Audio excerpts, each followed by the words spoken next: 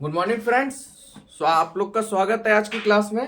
तो चलिए क्लास 8 का हमारी दुनिया यानी भूगोल चैप्टर 3 का ख जिसका नाम है आप लोग का वस्त्र उद्योग। ठीक है, तो वस्त्र उद्योग के बारे में आप टोटल चीज हम लोग डिटेल में जानेंगे। चलिए स्टार्ट करते हैं पहले पॉइंट से। तो देखिए कपड़े की बुनाई को टेक्सटाइल कहते हैं। ठीक है, ये बहुत बढ़िया पॉइंट है आप लोग के लिए, क्योंकि देखिए आप लोग मार्केट जाते होंगे तो आप लोग देखते होंगे कहीं कहीं लिखा रहता है, मान लीजिए किसी के भी नाम से, रूपा टेक्सटाइल, रवि टेक्सटाइल, इस तरह से।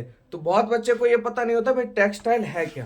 ठीक है, तो टेक्सटाइल का मतलब होता है कपड़ों की बुनाई से। ठीक है, टेक्सटाइल का मतलब क्या होता है, कपड़ों की बुनाई को ही हम लोग क्या कहते हैं, टेक्सटाइल कहते हैं। ठीक है, अब देखिए आज से अगर बहुत पुराने समय में चल जाइएगा तो कपड़े की जो बुनाई होती थी वो आपकी चरखे से होती थी। गांधी जी के साथ आपने चरखा देखा होगा, है ना, तो उस चरखे से बुनाई होती थी।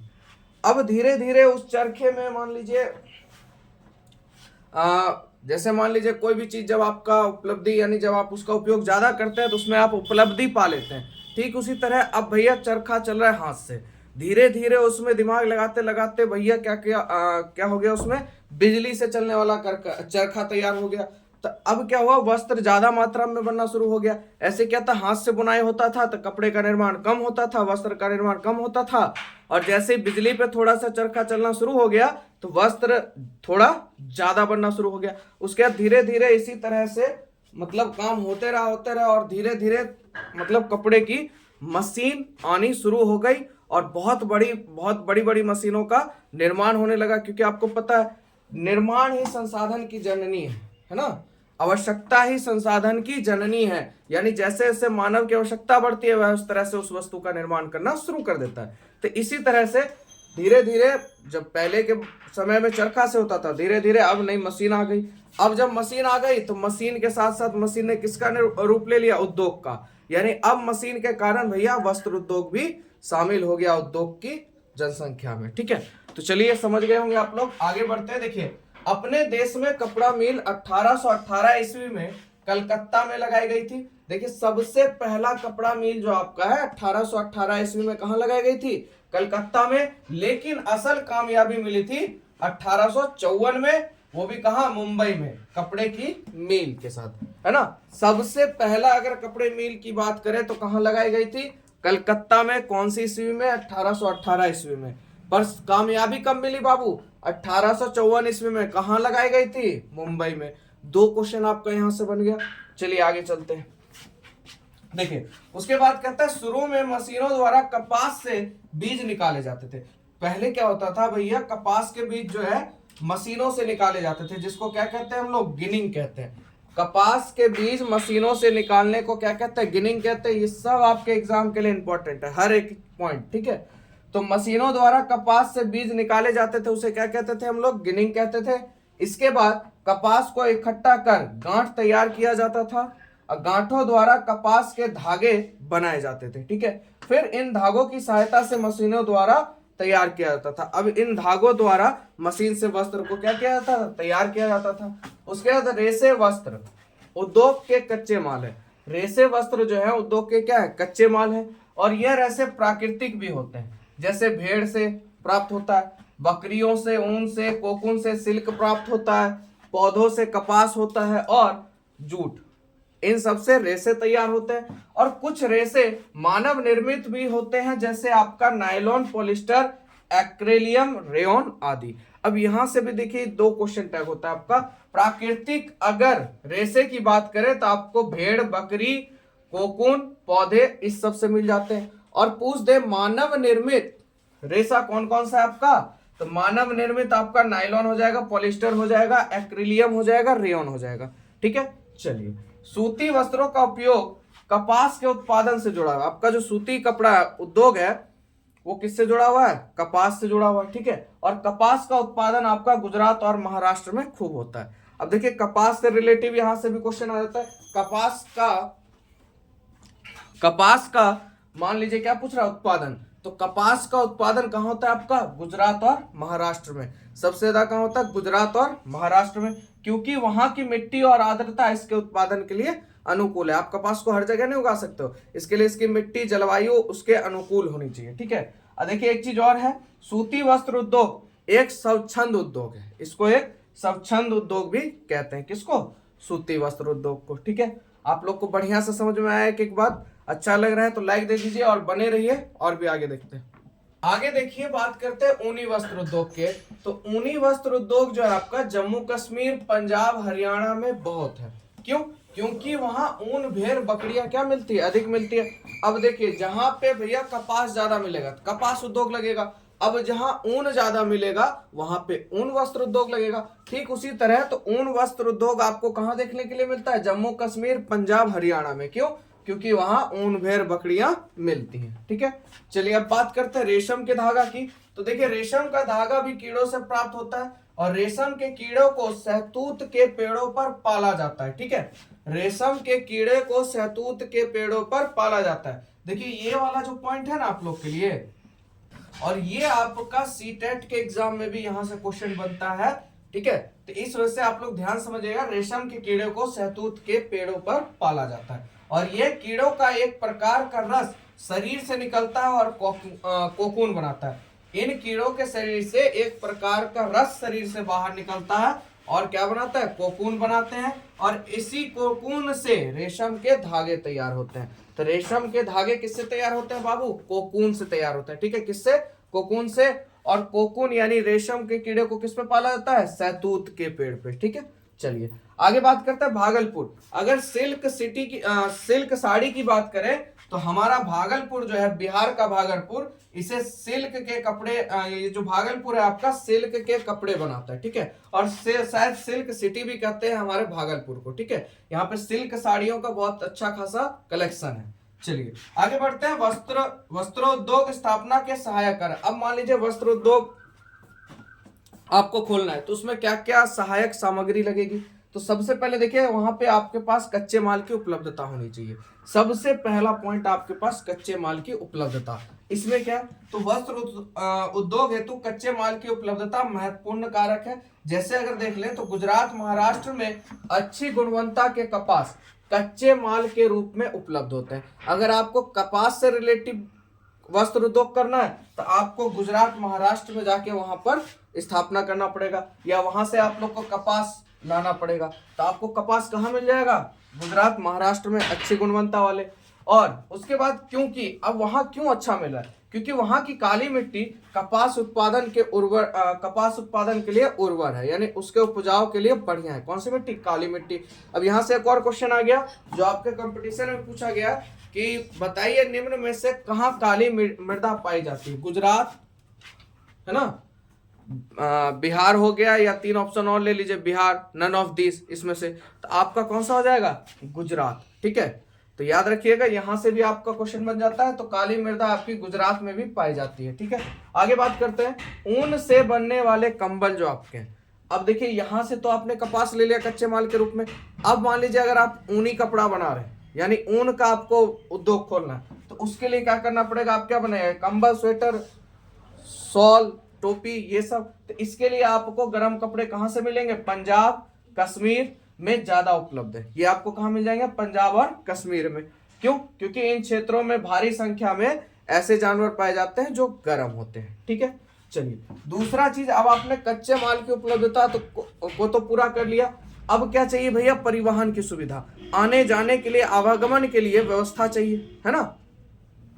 अब देखिए, वस्त्रों से संबंधित उत्पादन क्षेत्र निर्यात व आयात करने के लिए आपका मुंबई, यानी वस्त्र का अगर आप आयात और निर्यात करते हैं तो उसके लिए सबसे बढ़िया आपका मुंबई, कोलकाता, सौराष्ट्र, कोयम्बटूर जो कि आपका तमिलनाडु में है, आदि बंदरगाहों सड़क, रेल मार्ग व वायु मार्ग से नजदीक अवस्थित है। ये सभी आपके इन सब जगहों से क्या है? नजदीक है, और इससे कच्चा व तैयार माल संपूर्ण देश में पहुंचाया जाता है। तो देखिए यहाँ पे ये आपका बहुत बढ़िया चीज है कि भैया वस्त्र उद्योग के लिए जो आपका परिवहन का सुविधा है वहां आप किसके नजदीक में खोले कि आपको ज्यादा बेटर हो?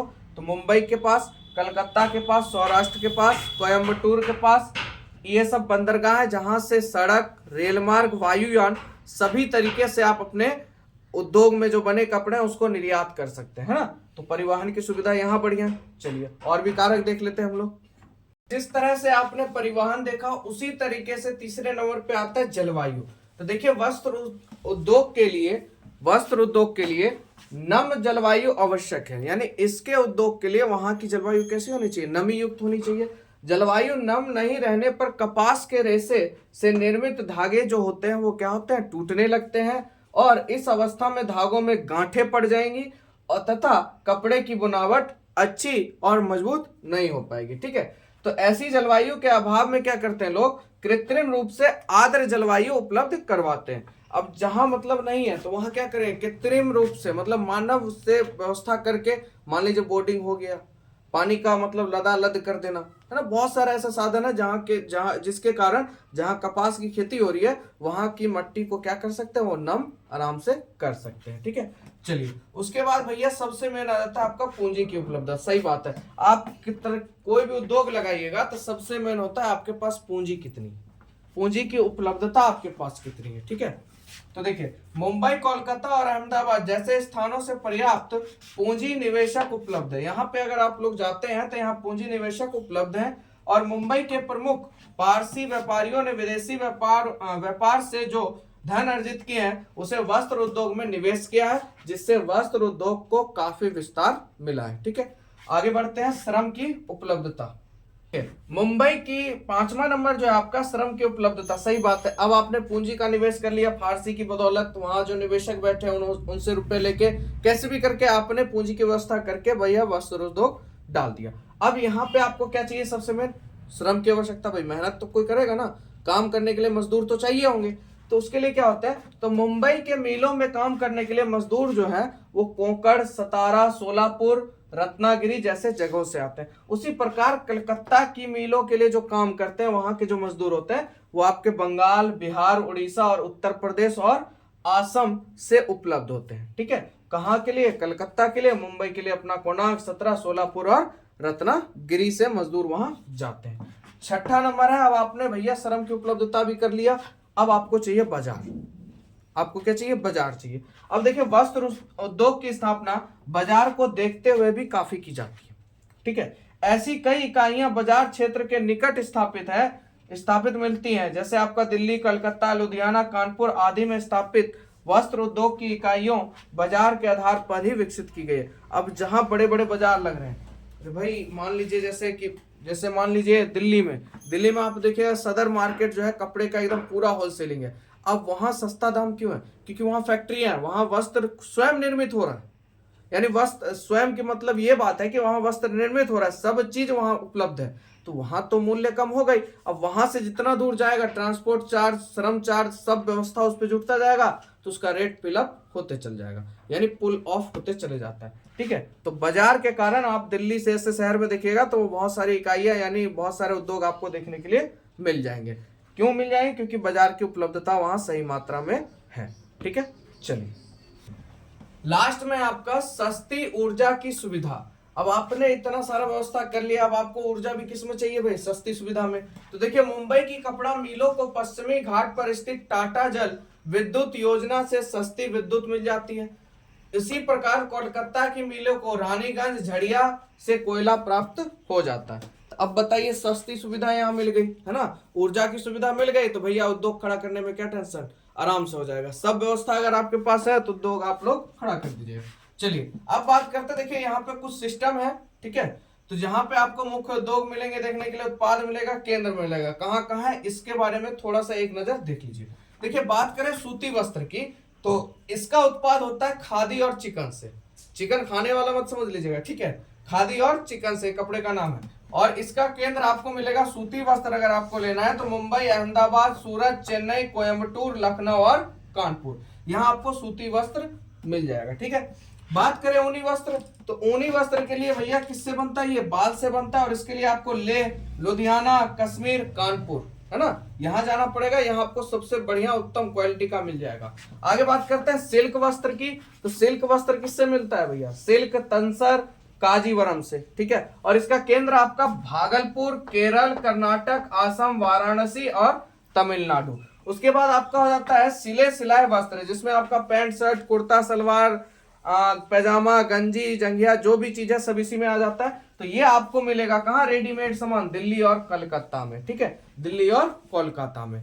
ठीक है, चलिए देखिए, सूती रेशे जो है विश्व व्यापार में हमारे देश की भागीदारी काफी महत्वपूर्ण है। सूती रेशे में अगर बात करें तो पूरे विश्व व्यापार में हमारे भारत की भागीदारी काफी महत्वपूर्ण है। ठीक है, भारत जापान को सूत निर्यात करता है। भारत जो है जापान को सूत निर्यात करता है, और भारत में निर्मित जो वस्त्र है वो आपका यूएसए यानी United state of America, England, रूस, फ्रांस, नेपाल, सिंगापुर, पूर्वी यूरोपीय देश, श्रीलंका तथा अफ्रीका के देशों को मुख्यतः निर्यात किए जाते हैं। देखिए भारत हम लोग का कितना आ गया भैया, जापान को सूत दे रहा है, प्लस में भारत में जो निर्मित वस्त्र है वो देखिए इतने सारे देशों में जा रहा है, विदेशों में जा रहा है ना।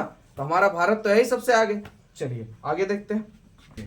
आगे बात करते हैं रेशम वस्त्र उद्योग भागलपुर एक संदर्भ अध्ययन।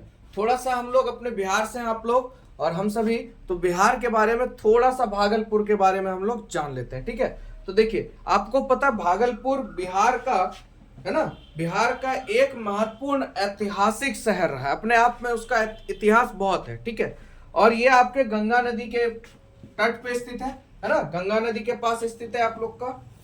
ठीक है, उसके बाद ये देखिए पुराने ऐतिहासिक से पता चला है भारत में रेशमी कपड़े के व्यापार का सबसे बड़ा केंद्र था। यानी आपका जो भागलपुर है ये ऐतिहासिक चीजों से अगर देखा जाए, या कॉपी किताब ये किसी ने बताया था ऐतिहासिक में, ठीक है, ऐतिहासिक दस्तावेजों से अगर देखा जाए तो पता चला है कि ये जो है आपका जो भागलपुर है ये रेशमी कपड़ों के व्यापार का भारत जो है सबसे बड़ा केंद्र था। भैया इससे बड़ा उस समय कोई केंद्र नहीं था आपका भागलपुर। और आज भी रेशमी वस्त्र बुनना यहाँ एक परंपरागत व्यवसाय है। यानी आज के समय में भी अगर बात करें, अगर आज के समय की भी बात करें तो यहाँ पर रेशम वस्त्र का बुनना एक परंपरागत व्यवसाय है। यहाँ पर उत्पादित वस्त्रों की मांग जो है न केवल स्थानीय एवं राष्ट्रीय बाजारों में भी है। स्थानीय लोग तो लेते ही लेते हैं, साथ ही साथ राष्ट्रीय बाजारों में भी इसकी मांग है, बल्कि विदेशों बाजारों में भी, राष्ट्रीय में भी है और साथ ही साथ विदेशी बाजारों में भी इसकी मांग है। किसकी? रेशम वस्त्र की। उसके बाद यह कर्नाटक के पश्चात भारत का दूसरा सबसे बड़ा रेशम वस्त्र उत्पादक केंद्र है। अगर रेशम वस्त्र उत्पादक केंद्र अगर सब भारत का पहला होगा तो कर्नाटक होगा, और दूसरा अगर होगा तो आपका क्या होगा? भागलपुर होगा। ठीक है, और यहाँ उत्पादित रेशमी वस्त्रों को भागलपुरी सिल्क भी कहा जाता है। यहाँ पे जो उत्पादित आपका रेशम वस्त्र है उसको भागलपुरी सिल्की भी कहा जाता है। आगे बात करते हैं, भागलपुर में प्राय तसर सिल्क का उत्पादन होता है। पूछ देगा क्वेश्चन में, भागलपुर में किस प्रकार का सिल्क का उत्पादन होता है? तसर का। किसका? तसर का, जो रेशमी वस्त्र का एक प्रकार है। ठीक है, आगे बात करते हैं, भागलपुर में रेशम उत्पादन के लिए निम्न अनुकूल परिस्थितियां पाई जाती है। भागलपुर में ऐसा क्या है कि वहां पर रेशम वस्त्र का उत्पादन होता है। क्या है भाई? तो वो उसके लिए क्या है? अनुकूल है। अब कैसे है उसके बारे में हम लोग जानते हैं, है ना। तो देखिए यहाँ अनुकूल भौगोलिक दशाओं के कारण यहाँ बहुआयात में सहतूत पाए जाते हैं। यहाँ की भौगोलिक दशा ऐसी है कि यहाँ बहुआयात मतलब ज्यादा मात्रा में आपको सहतूत का पेड़ पाया जाता है, और जिनकी पत्तियों पर रेशम के कीड़े को क्या किया जाता है? पाला जाता है। ठीक है भाई, अगर मेन कारण पूछिए भागलपुर में सिल्क का इतना बड़ा सिस्टम क्यों है, क्योंकि यहाँ सबसे ज्यादा अगर पेड़ पाया जाता है तो सहतूत का पाया जाता है। ठीक है, और जिसपे रेशम के कीड़े पलते हैं, और सस्ते व कुशल कारीगरों की उपलब्धता है। वहां सस्ते में कारीगर भी मिल जाते हैं। कुशल कारीगर मतलब जो कहते हैं ना, जिनके पास दिमाग टेक्नीशियन वाला होता है, यानी एकदम पावरफुल इंसान। या कहिए जैसे मान लीजिए कोई किसी काम को कर रहा है, जैसे लोहार लोहे को पीट रहा है, खुरपी हसुआ खुरपी सब बना देता है, तो वो क्या होता है धीरे धीरे उस काम को करते करते उस चीज में महारत हासिल कर लेता है। तो वही महारत कारीगर यहाँ पे मिल जाते हैं। यानी कुशल का मतलब हो गया महारत ही। ठीक है, और जल की उपलब्धता है ये, क्योंकि गंगा नदी के किनारे स्थित है, साथ ही साथ परिवहन का भी सुविधा है यहाँ पर। ठीक है, इसके बाद देखिए ये जो आपका रेशम का कीड़ा है, इससे कैसे मान लीजिए कैसे मतलब आपको पता होना चाहिए कि इससे भैया कैसे रेशे का निर्माण होता है। तो ये आप लोग समझिएगा कि इसमें क्या होता है, रेशम का उत्पादन रेशम के कीड़ों द्वारा किया जाता है। रेशम का जो उत्पादन होगा किसके द्वारा होगा? रेशम के कीड़ों के द्वारा होगा। ठीक है, और ये देखिए ये जो वास्तव में है ना, ये जो कीड़ा जो होता है, इनके शरीर से एक रस निकलता है, उसी रस की सहायता से ये रेशम निर्माण होता है। वो क्या करता है यहाँ पे आप लोग समझिएगा। ठीक है, वो जो उनके शरीर से रस निकलता है वो उनके शरीर में चारों तरफ, यानी जो रस निकला है वो क्या होता है, चिपक जाता है। वो रस क्या होता है उनका, चिपक जाता है। और यह रस सूख कर शरीर पे क्या बनता है, धागे की तरह चिपक जाता है। अब यही जो उनके शरीर से रस निकला है ना, उनके रेशम के कीड़ों से यानी कोकून से जो रस निकला है वही सूख कर किस में बदल जाते हैं, धागे में बदल जाते हैं। ठीक है। और इन धागे लिपटे रेशम के कीड़ों को ही कोकून कहा जाता है। ये धागे से लिपटे हुए रेशम के कीड़े होते हैं, इन्हीं को क्या कहा जाता है, कोकून कहा जाता है। फिर इनको गर्म पानी में डाल के साफ करके धागा क्या कर लिया जाता है, अलग कर लिया जाता है। ठीक है। तो इस तरह से यहाँ पे काम होता है रेशम के कीड़ों से। आगे बात करते हैं, इन अनुकूल परिस्थितियों के बावजूद भी भागलपुर का रेशम उद्योग खराब दशा से गुजर रहा है, मतलब वहां की स्थिति सही नहीं है। और इस उद्योग के समक्ष मुख्य कुछ चुनौतियां आ गई हैं, जिसके कारण भैया इसका सिस्टम गड़बड़ा गया। अब क्या है वो देखिए, तो बुनकर को उत्पाद का उचित मूल्य नहीं मिलना। अब भाई मेहनत कर रहे हो, जो आपका मेहनत होना चाहिए उतना आपको रेट नहीं मिल रहा, तो मेहनत करने में मजा आएगा, नहीं आएगा। तो वही चीज हो रहा है, अब वो मेहनत कर रहे हैं पर उनको उनके हिसाब से रेट नहीं मिल रहा।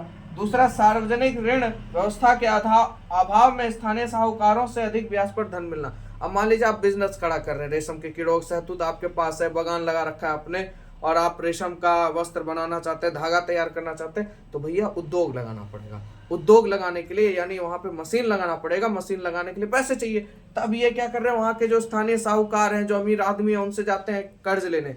तो वो क्या करते हैं, कर्जा तो देते हैं, साथ ही साथ सूद जो होता है, जो आपका परसेंटेज होता है, वो इनसे ज्यादा मात्रा में लेते हैं, जिसके कारण भैया इनको बड़ा दिक्कत हो जाता है। उसके बाद बिचौलियों द्वारा मुनाफाखोरी। अब ये जो बीच में होते हैं ना बिचौलिया, आप लोग समझते होंगे, जिसको दलाल कहते हैं, ये क्या करते हैं, दोनों तरफ से मुनाफा खाते हैं। भाई तुम सामान बनाओ, मैं तुम्हारा सामान इतने में बिकवा दूंगा, तुम्हारा कितना चाहिए, उधर से भी मुनाफा ले लेते हैं, इधर से भी मुनाफा ले लेते हैं। तो अब बताइए क्या फायदा होगा इनको, कितना कष्ट है। उसके बाद बुनकरों का दूसरे व्यवसाय की ओर आकर्षण। अब जैसे ही मान लीजिए इसमें उनको उचित नहीं मूल्य नहीं मिल रहा, यानी भैया काम ज्यादा कर रहे हैं, मेहनत ज्यादा हो रही है, पर पैसा नहीं मिल रहा उतना, तो क्या करेंगे, उनका जो आकर्षण है यानी उनका ध्यान जो दूसरे व्यवसाय पे जाएगा। अरे भाई हम पूरे दिन काम कर रहे हैं, हमको इतना रुपया मिल रहा है, वो देखो 2 घंटा काम कर रहा है, उसको इतना बढ़िया रुपया मिल रहा है, तो उनका ध्यान क्या हो जाएगा, दूसरे व्यवसाय पे चला जाएगा, जिसके कारण ये जो भागलपुर सिल्क सिटी है, ये यहाँ पे क्या होते जा रहा है, विषम परिस्थिति का शिकार हो रहा है। आप लोगों ने देख लिया किस तरह से क्या सिस्टम है। ठीक है, चलिए आगे। तभी आप लोगों ने सिल्क सिटी के बारे में जाना, किसके बारे में, भागलपुर के बारे में। एक और है आपका वस्त्र उद्योग का मुख्य केंद्र, जो कि आपका अहमदाबाद है। ठीक है, देखिए अहमदाबाद गुजरात राज्य की अग्रणी व मुंबई के बाद देश का दूसरा महत्वपूर्ण वस्त्र उद्योग है। यानी देखिए गुजरात राज्य का सबसे आगे का और मुंबई के बाद देश का दूसरा सबसे महत्वपूर्ण वस्त्र उद्योग है, तो आपका अहमदाबाद है। ठीक है, अहमदाबाद में वस्त्र उद्योग कुटीर है, लघु में मिल जाएंगे आपको, बड़े पैमाने के उद्योग मिल जाएंगे, इस रूप में स्थापित है। मतलब भैया वस्त्र उद्योग इतना है कि छोटे से छोटा, बड़े से बड़ा, मीडियम से मीडियम, हर कोई इस पे उतरा हुआ है। और यहाँ लगभग 250 बड़े वस्त्र उत्पादक इकाइयां हैं, यानी 250 से भी ज्यादा बड़े बड़े उद्योग हैं यहाँ पर। कहाँ पे, अहमदाबाद में।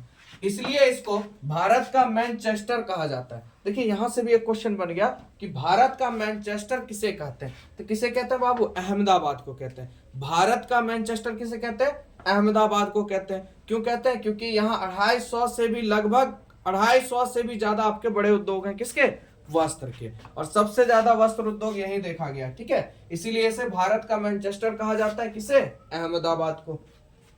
चलिए, अहमदाबाद में वस्त्र उद्योग के केंद्रित होने के मुख्य कारण क्या। अब अहमदाबाद में भैया इतना केंद्रित क्यों है, क्यों इतना सारा वस्त्र उद्योग है, तो आइए देखते हैं। देखिए यह कपास उत्पादक क्षेत्र के पास स्थित है। सही बात है, गुजरात के बगल में है, तो कपास तो मिल ही जाएगा इसको, है ना। और इस उद्योग का मुख्य कच्चा माल है। अब कपास इसके पास आ गया, कच्चा माल तो उपलब्ध हो गया।